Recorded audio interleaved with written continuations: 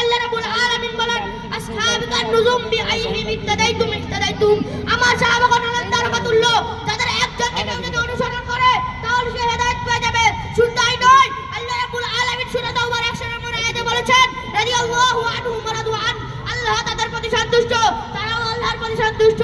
প্রিয় বন্ধুগণ আমার, হুজুর পাক সাল্লাল্লাহু আলাইহি সাল্লাম অক্লান্ত পরিশ্রম এবং সীমাহীন কষ্ট সহ্য করে সেই জাহিলিয়াতের যুগে ভ্রাতৃত্বের যুগ স্থাপন করেছেন। তিনি আমাদেরকে ইসলামী সভ্যতা শিখিয়েছেন, বড়দেরকে সম্মান করা, ছোটদেরকে স্নেহ ভালোবাসা, আত্মীয়স্বজন পাড়া প্রতিবেশীর সাথে ভালো আচরণ করা। তিনি আমাদেরকে ইসলামী সভ্যতা শিখিয়েছেন চুরি, ডাকাতি, সুদ, ঘুষ, জনব্যভিচার এবং অন্যান্য নিকৃষ্ট কাজ থেকে বিরত থাকা। তিনি আমাদেরকে ইসলামী সভ্যতা শিখিয়েছেন মানবের খেদমত করা, উস্তাদদেরকে সম্মান করা। প্রিয় বন্ধুগণ আমার, হুজুর পাক সাল্লাল্লাহু আলাইহি ওয়াসাল্লাম ইসলাম সভ্যতা শিখিয়েছেন নারীদেরকে পর্দার সহিত থাকা। প্রিয় বন্ধুগণ আমার, আজকে নারী জাতির পর্দার অবহেলার কারণে অনেক মা বোনরা ধর্ষিত হচ্ছে রাস্তাঘাটে, অনেক মা বোনরা ধর্ষিত হচ্ছে পার্কে, অনেক মা বোনরা ধর্ষিত হচ্ছে সিনেমা হলে। বলেন ঠিক কিনা?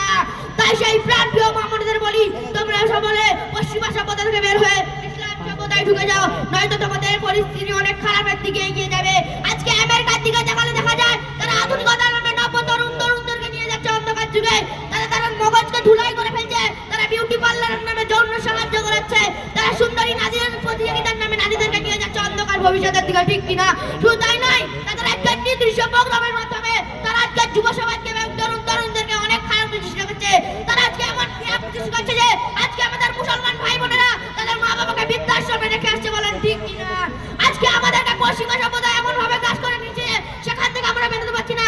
কেন আজকে আমাদের মধ্যে হুজুর পাক সাল্লাল্লাহু আলাইহি ওয়াসাল্লামের আদর্শ দেখা যায় না, হুজুর পাক সাল্লাল্লাহু আলাইহি ওয়াসাল্লামের সুন্নাত দেখা যায় না? আজকে যদি আমাদের মধ্যে হুজুর পাক সাল্লাল্লাহু আলাইহি ওয়াসাল্লামের আদর্শ এবং সুন্নাত পরিপূর্ণ থাকতো, তাহলে পশ্চিমা সভ্যতা আমাদেরকে গ্রাস করতে পারতো না। তাই চলেন ভাই, ঘুরে আসি অন্য জগৎ থেকে, পশ্চিমা সভ্যতাকে বের হয়ে যাই, ইসলামী সভ্যতায় ঢুকে গিয়ে আদর্শ সমাজ গঠন করি এবং ইসলামী কথাই রয়েছে হুজুর পাক সাল্লাল্লাহু আলাইহি ওয়াসাল্লামের আদর্শ। সুতরাং হুজুর পাক সাল্লাল্লাহু আলাইহি ওয়াসাল্লামের আদর্শে জীবন উদযাপিত করাই হলো আমাদের কাজ। আমি এই বলে আমার বক্তব্য শেষ করছি।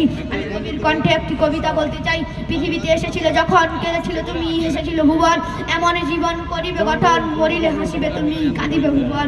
নাসরুম মিনাল্লাহ ওয়া ফাতহুন করিম। আসসালামু আলাইকুম ওয়া রাহমাতুল্লাহি ওয়া বারাকাতুহু। আজ আমার বয়ানের বিষয়বস্তু হলো ইসলামিক সভ্যতা। নাহমাদুহু ওয়া নুসাল্লি আলা রাসূলিহিল কারীম। আম্মা বা'দ। ইসলামিক স্বর্ণযুগ 8ম শতাব্দী থেকে 14দশ শতাব্দী পর্যন্ত ইসলামের ইতিহাসে সাংস্কৃতিক, অর্থনৈতিক ও বৈজ্ঞানিকভাবে সমৃদ্ধ হওয়ার সময়কালকে বোঝায়।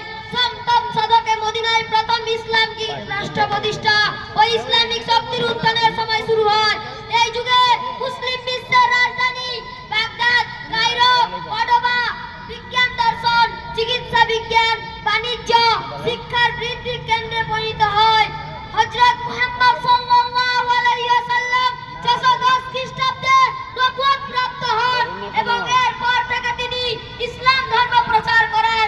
তিনি প্রথম মদিনাকে কেন্দ্র করে ইসলামিক রাষ্ট্র প্রতিষ্ঠা, পরবর্তী পর্যায়ে তিনি মক্কাকে কেন্দ্র করেন। এই যুগে মুসলমানদের তারপরে চিকিৎসা বিজ্ঞান, অতীতে মানুষরা চিকিৎসা বিজ্ঞান কুসংস্কার, জাদুমন্ত্র মনে করত। মুসলমানরা মানুষকে এই ভুল ধারণা থেকে মুক্তি দেন। তারা বিভিন্ন রোগের কারণ, লক্ষণ, উপসর্গ নির্ণয় করে সুনির্ধারিত প্রতিষেধক উদ্ভাবন করেন।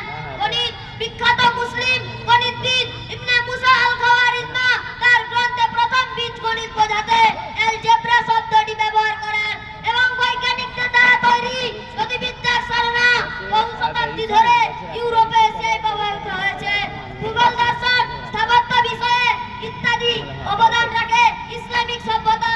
ইসলামিক সভ্যতা শিক্ষা ও কার্যকর্মের বৈশিষ্ট্যটি হলো তা বৈশ্বিক ও মানবিক বৈষম্যহীন ইসলামের অখণ্ড পৃথিবীর দাবিদার। 2. ইসলামের জ্ঞান চর্চা ধারণাটি ব্যাপক ও বিস্তৃত। কুরআন সুন্নাহে জ্ঞান চর্চা অতি উৎসাহ প্রদান, মর্যাদা ও পুরস্কারের অঙ্গীকার, জ্ঞান বিমুখতার ইত্যাদি ধারণা লাভ করা যায়। ইসলামিক সভ্যতায় প্রতি যুগের রাষ্ট্র ও জনগণের সহযোগিতায় অসংখ্য মাদ্রাসা ও শিক্ষার কেন্দ্র পরিচালিত হয়েছে।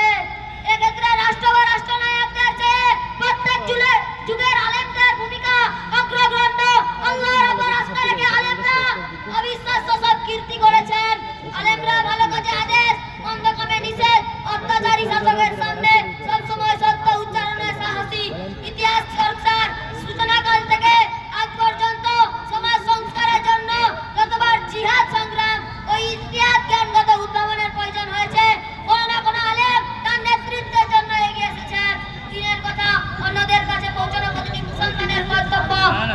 মিনিট হয়ে গেছে তো, 5 মিনিট হয়ে গেছে, তাও বেল দিছে না কেন? এই বলে আমার অতি বারো ক্ষুদ্র দিছে না? বক্তব্য শেষ করলাম। হয়নি? ওয়া আখিরু দাওয়ানা আলহামদুলিল্লাহি রাব্বিল আলামিন।